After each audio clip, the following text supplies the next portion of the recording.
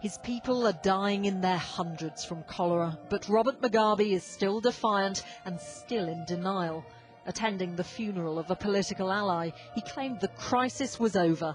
I'm happy to say our doctors are being assisted by others, and the WHO have now arrested cholera.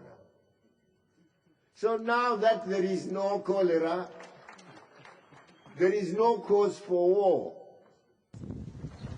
But these pictures, smuggled out of Zimbabwe this week, tell the real story. This is just one emergency cholera clinic, and it's full of patients. Evidence that the epidemic is still spreading, and not just inside the country. South Africa has declared a disaster on its northern border because of the hundreds of Zimbabweans entering the country for treatment. But still, the politicians here are reluctant to blame Mugabe. No such qualms from Britain's Foreign Office Minister, who visited Zimbabwean refugees in Johannesburg. Are you hearing about the cholera back home? Are people talking about that? Hearing about the true scale of the crisis from those who fled. I don't know what world he's living in.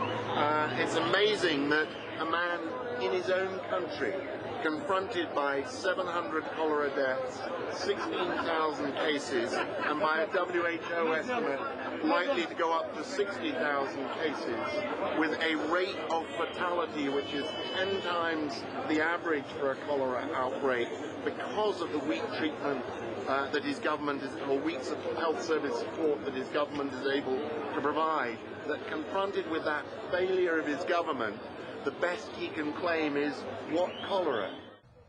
Britain wants South Africa to take a tougher line on Zimbabwe, but there's no sign of that. The country appears to have been infected not just with cholera from its neighbour, but a dose of Mugabe's denialism.